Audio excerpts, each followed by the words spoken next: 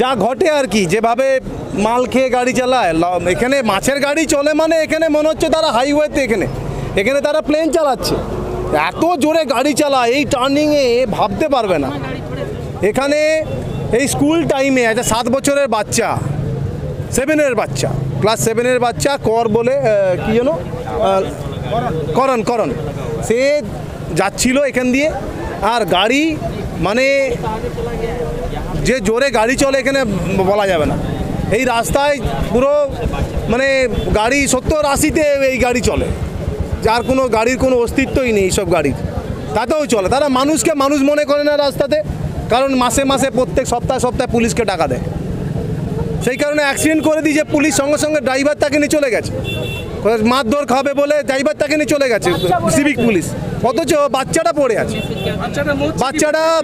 বাচ্চাটা মরে আছে কি বেঁচে আছে কি অবস্থাতে আছে সেটা দেখেনি পুলিশ।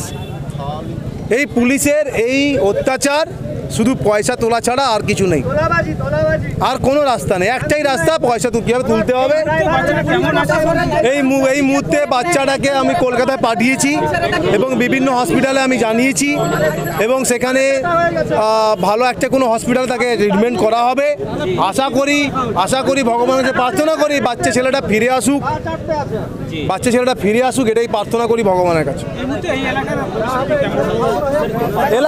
এলাকাবাসী তো ছবি গরম হয়ে আছে, দেখতেই পাচ্ছেন, কিন্তু অ্যাক্সিডেন্ট তো আর বলে কেউ হয় না। সো যাতে আগামী দিনে না অ্যাক্সিডেন্ট হয়, আমি 2021 সালের থেকে আমি ডিএমকে লেটার করেছিলাম আমার প্যাড দিয়ে, যে স্কুল টাইমে 9টা থেকে 11টা এবং 3টে থেকে 5টা বিকেলবেলা কোনোরকমভাবে বড় যানবাহন চলাচল করা যাবে না। আমি ভিডিওকে দিয়েছিলাম লেটার, থানাকে দিয়েছিলাম, কিন্তু কে কার কথা শুনে সেখান থেকে পুলিশ তাদের থেকে টাকা খায়। তো সেই কারণে সেই স্কুলের টাইমে কোনো গার্জই মনে করেন, কোনো এভরি 6 মান্থে 1-2 করে বাচ্চা ছেলে মরে।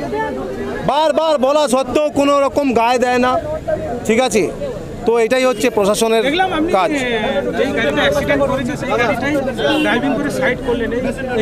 এইটাতে থানায় নিয়ে চলে যাচ্ছিল, ছেলেটা কি পরিস্থিতি আছে সেটা না হয়ে থানাতে নিয়ে চলে যাচ্ছিল।